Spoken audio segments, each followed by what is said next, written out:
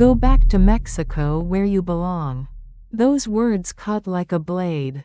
Emma Rodriguez trembled, not from fear, from containing the power to end this with one strike.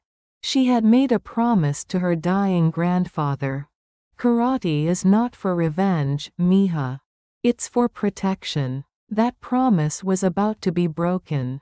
Hit that subscribe button. What you're about to witness will change everything you think about strength. Lincoln High School, Phoenix. Where your skin color determined your future. Emma Rodriguez 4.0 GPA, invisible to everyone.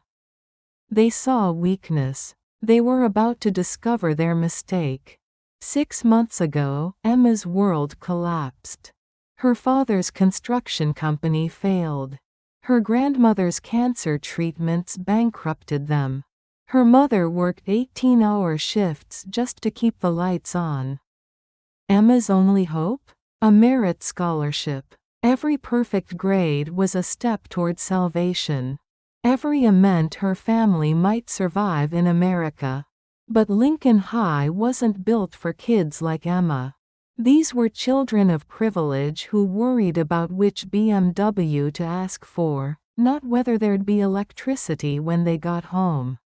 Jake Morrison embodied everything wrong with this place. 6'2" quarterback, son of Phoenix's biggest real estate developer.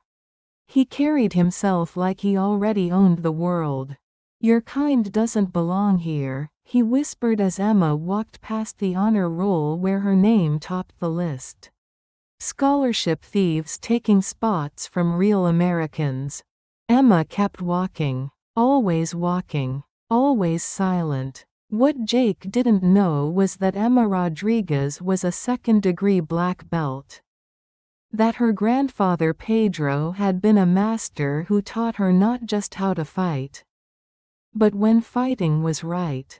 Every evening in her grandfather's converted garage dojo, Emma practiced. Each movement was meditation, each technique a reminder of who she truly was. Not the invisible scholarship student. Not the quota filler. She was Emma Rodriguez, granddaughter of a master, inheritor of a tradition that valued honor above victory. But tradition gets tested when injustice becomes unbearable. The digital attack came first. #fake scholar trended at Lincoln High. Photos of Emma's honor roll achievements paired with comments. How much did she pay for those grades? Affirmative action in action. Jake's fingerprints were everywhere, though he was careful never to post directly. He'd weaponized his popularity, turning social media into a harassment platform. Then came the sabotage. Emma's history presentation vanished from her locker. Science reports were, accidentally, destroyed. These weren't random acts, they were calculated attacks designed to destroy her academic standing. The psychological warfare was worse. Teachers began treating her with suspicion. Students whispered when she passed, conversations stopping when they noticed her listening. That's when Sophia Chen entered Emma's life like unexpected sunlight. Sophia was everything Emma wasn't: confident, outspoken, unafraid. Korean American from a successful tech family. She understood what it meant to be other in America while having the confidence to take up space. "Mind if I work with you?" Sophia asked during chemistry lab. Not waiting for an answer. "I heard you're basically a genius." "I don't think that's what people are saying about me lately," Emma replied. "You mean the #fake scholar bullshit? Anyone with half a brain can see that's just racism disguised as righteousness." Jake Morrison couldn't earn a real scholarship if his daddy bought him one. It was the first time someone had explicitly called out what was happening. The relief was overwhelming. That partnership became Emma's first real friendship at Lincoln High. Sophia became her voice when Emma felt too tired to speak. But friendship comes with dangers. Jake didn't appreciate losing his favorite target. If he couldn't isolate Emma completely, he'd make sure isolation spread to anyone who associated with her. The threats against Sophia started subtle. Comments about Asian overachievers sticking together, and warnings that associating with charity cases might hurt her reputation. But Sophia fought back. When Jake made racist comments, she reported them. When his friends spread rumors about her family's business, she threatened legal action. This only escalated Jake's anger. He'd use Emma as a weapon against her best friend. Emma found Sophia crying in the school courtyard. Her eyes swollen, scratches on her arms. Someone had attacked her. Just a misunderstanding. I fell down some stairs, Sophia lied. The bruising pattern was from being struck. The scratches looked defensive. Emma's medical training from hospital volunteering kicked in. Someone did this to you. Who was it? It doesn't matter. I handled it wrong. I should have walked away. But Emma was piecing it together. Jake and his crew had left the courtyard 20 minutes earlier, laughing about something. It was Jake, wasn't it? He did this because of me. Sophia's silence confirmed it. Emma's hands began trembling, not from fear, from a decade of controlled power straining against its bonds. Every lesson about restraint was being tested by rage, so pure it threatened to incinerate everything. What exactly did he say to you? He cornered me after lunch. Him and 3 friends. Said I was making a mistake defending you. That my family's business could suffer if people knew the Chens supported academic fraud. Emma's jaw tightened. Then he said people like you and me were guests in this country. And guests who overstay their welcome get thrown out. When I told him to go to hell, he grabbed me. Said he was teaching me respect. Emma stood slowly, movements deliberate. The trembling stopped. In its place was stillness far more terrifying. Where are they now? Emma, no. This is what they want. If you retaliate, you'll lose your scholarships, your future. My future? Emma's laugh was bitter. What future? The one where I watch my best friend get beaten for defending me? Where I'm too much of a coward to stand up for people I care about. She pulled out her grandfather's karate belt pin. Carried every day since his death. I'm sorry, abuelo, but they hurt someone under my protection. I think staying quiet is just another form of violence now.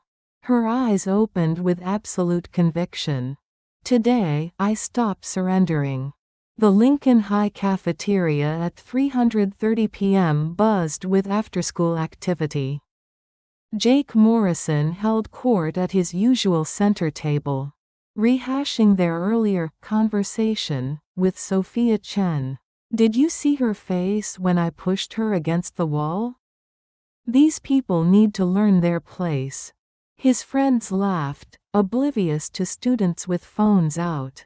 Some live streaming the conversation. Jake's casual confession was being broadcast to multiple platforms. Emma Rodriguez entered the cafeteria. The change was immediately noticeable. Gone was the hunched posture. She walked with perfect posture, fluid and purposeful. A different person entirely. Students noticed her entrance and fell silent.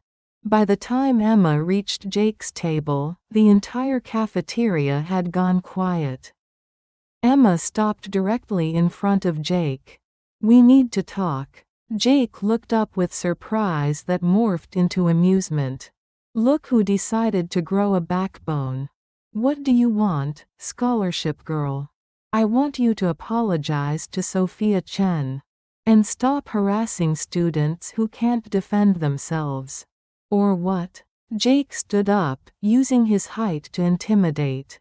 You'll file a complaint? Write a letter? No, Emma replied, perfectly controlled. I'll teach you what happens when you mistake restraint for weakness. The crowd pulled out phones.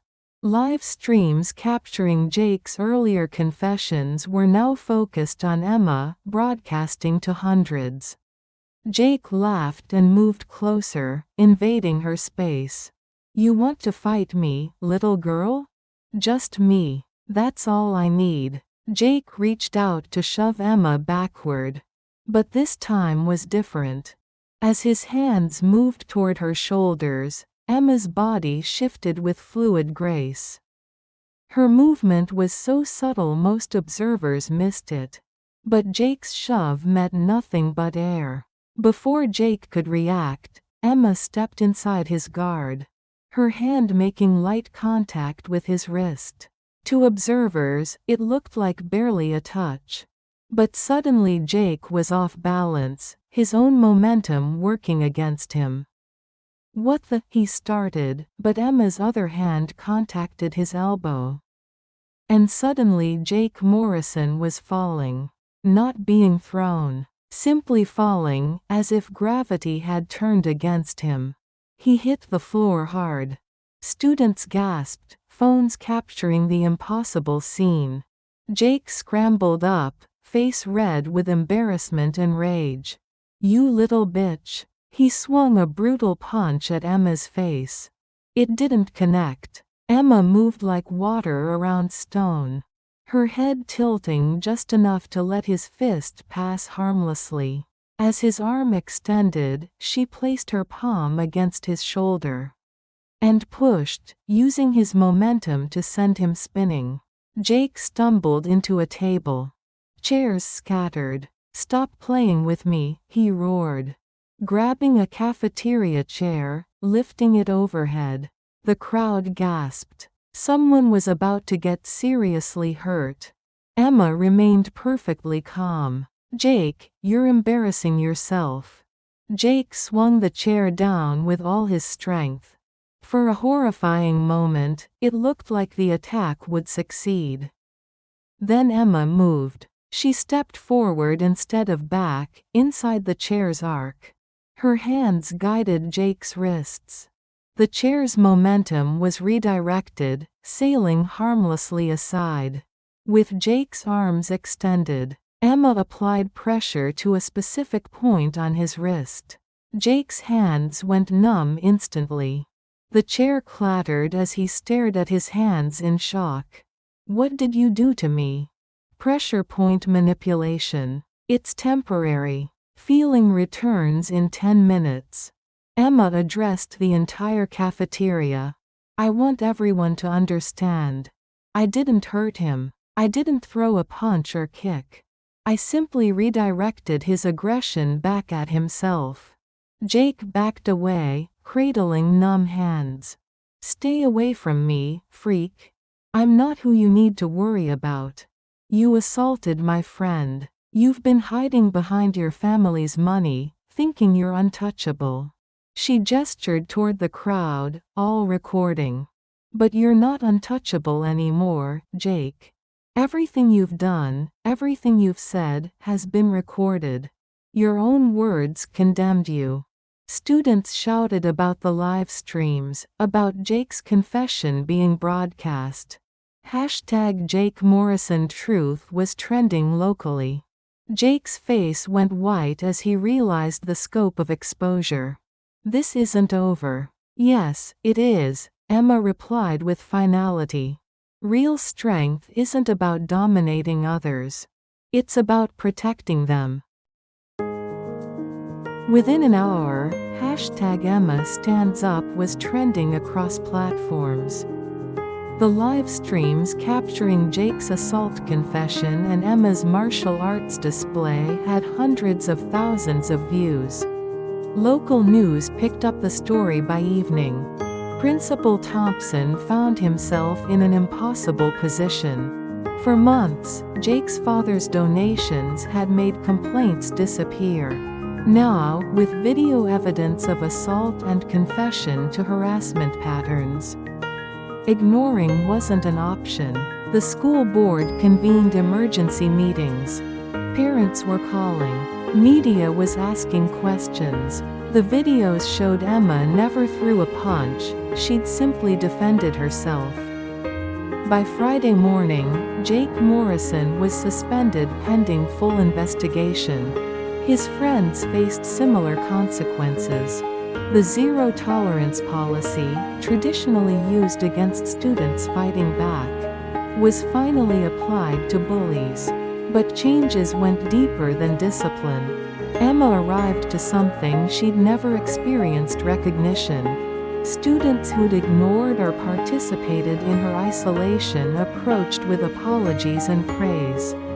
"That was incredible yesterday," said Maria Santos from AP Biology. "I can't believe you dealt with Jake's crap all this time without saying anything." "I should have spoken up," added Marcus Thompson, the principal's son. "I was too much of a coward, but you showed us real courage." More meaningful than praise was the atmosphere change. Students made eye contact with her. Teachers acknowledged her with genuine respect rather than suspicious tolerance. Most importantly, other bullying victims found their voices. David Park approached during lunch, hands shaking. "I wanted to thank you for standing up to Jake. He's been tormenting me for 2 years. And nobody believed me when I reported it." Emma watched his video testimony with growing emotion. His story was heartbreaking but hopeful. He spoke about how Emma's actions inspired him to come forward with harassment evidence. "You saved more than just yourself yesterday. You saved all of us." Universities suddenly became more interested. Arizona State called directly. Dr. Jennifer Walsh had seen news coverage. "Miss Rodriguez, we've been following your story. Your academic record has always been impressive, but yesterday showed us character." Emma's heart pounded. "I'm calling to inform you that you've been selected for our presidential scholarship. Full tuition, books, housing, and living stipend for 4 years." The Presidential Scholarship was ASU's most prestigious award. Given to only 10 students annually. "There's one condition. We'd like you to become a peer mentor for our diversity program. Students facing similar challenges could benefit from your experience." Yes. Absolutely yes. That evening, Emma was back in her grandfather's dojo, but not alone. Sophia had come to watch her practice. "I owe you an apology," Sophia said. "For what?" "For getting you involved. If I hadn't defended you, Jake never would have targeted me." Emma considered this, then resumed practice. "You know what I realized yesterday? I didn't break my promise to my grandfather.